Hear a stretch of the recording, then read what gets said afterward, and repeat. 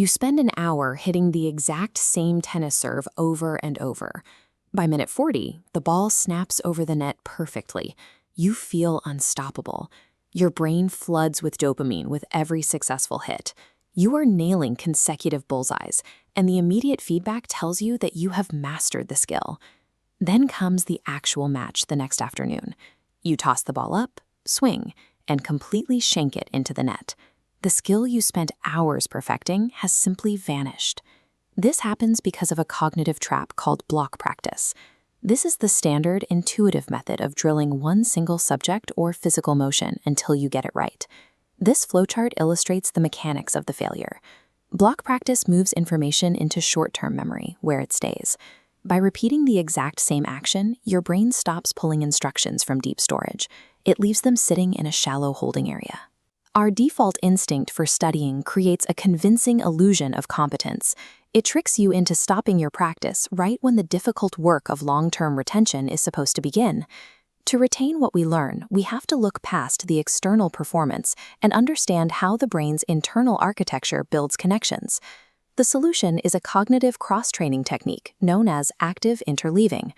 Instead of drilling one topic for an hour, you intentionally mix multiple, completely different subjects into a single session.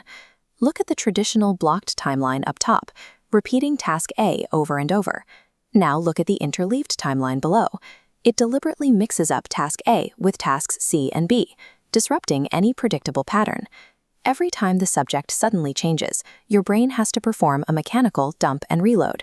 It must dump the rules it was just using for task A and actively fetch a different set of instructions to solve task C. By forcing your brain to repeatedly fetch instructions from deep storage, you stop wearing down a single, fragile path. Instead, you weave thick, intersecting neural networks. The temporary holding area from block practice eventually fades. The dense web created by interleaving solidifies into a reinforced network. Continuously retrieving and assembling information from scratch builds a far more stable foundation for long-term retention. Switching to this method feels terrible at first. You'll feel suddenly clumsy. Your error rate will spike. You'll experience intense mental fatigue within 20 minutes. When the practice stops being smooth, it is incredibly common to feel like you are failing. Cognitive scientists have a specific term for this uncomfortable experience: desirable difficulty. The biological friction of making mistakes is the exact signal your brain requires.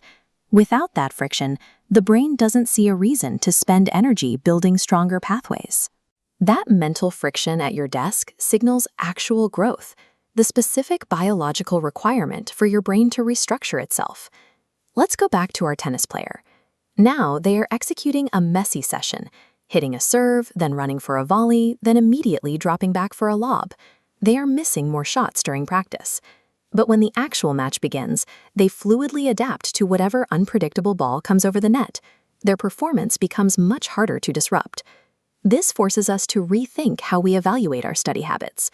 We are trained to want flawless practice, but easy practice results in weak learning. To actually retain information, we have to seek out the hard, messy practice. You can apply this immediately by scrambling your own routines. If you are learning to code, write Python for 20 minutes, then jump straight to CSS. If you are studying a language, mix vocabulary drills with listening comprehension and grammar exercises all in the same block. When you abandon rote memorization and force yourself into active problem solving, your brain stops relying on temporary shortcuts and starts hardwiring the knowledge. Embracing the friction of cross-training turns learning into a deliberate process of construction. It ensures that the skills you build are available the moment you step out of the practice room and into the real world.